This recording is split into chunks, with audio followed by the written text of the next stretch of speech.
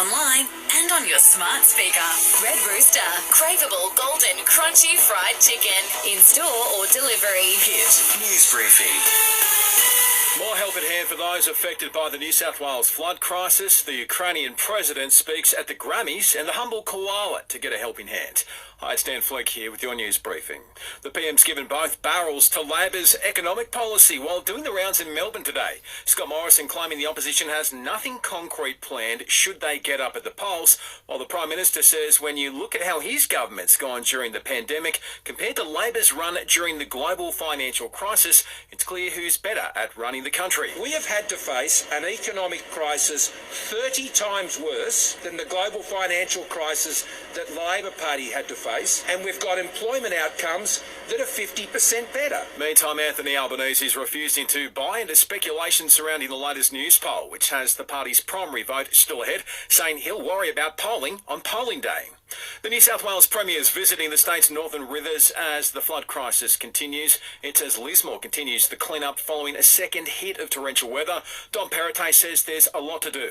However, there has been progress. 17,000 trucks have removed debris over the course of this period of time, the challenges through the northern rivers. In addition to that, close to 100,000 tonnes of debris have been removed, to give you an understanding of the scale. It's been confirmed those in flood-affected areas there will get access to 20 grand loans to help to get people back into their homes, equating to around $112 million.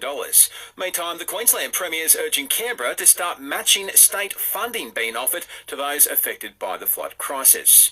Looking overseas, and it's claimed hundreds of civilian bodies have been found in a town northwest of the Ukrainian capital. Canberra claims Russia will be held accountable if it's found the invading force is responsible.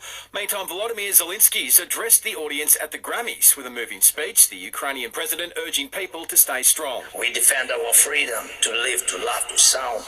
On our land, we are fighting Russia, which brings horrible silence with its bombs, the death, silence. Feel the silence with your music. Feel it today to tell our story. Tell the truth about the war. Back home, and some good news for the koala. $5 million in community grants are on the way to help the nation's population as part of a new conservation program.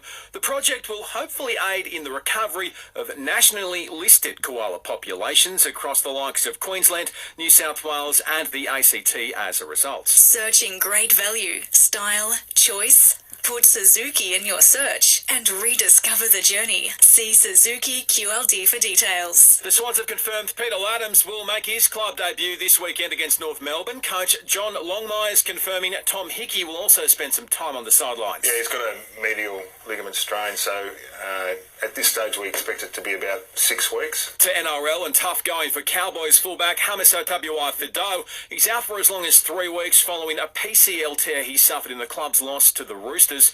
Meantime, the Broncos have confirmed both Payne Haas and Albert Kelly have been interviewed by the NRL Integrity Unit after video emerged of an altercation between the pair.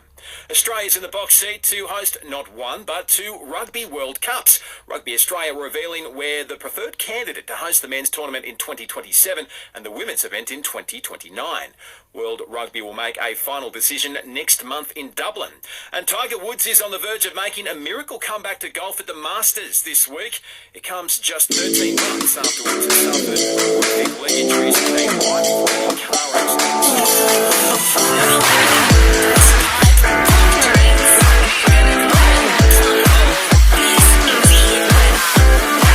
Mostly sunny and 32 degrees for the rest of the day in Rockhampton. Tomorrow sunny and 33. Sunny and 30 degrees in Gladstone. Tomorrow also sunny and 31. And our listener app is your new home of local news. Download the app now to listen live or on demand.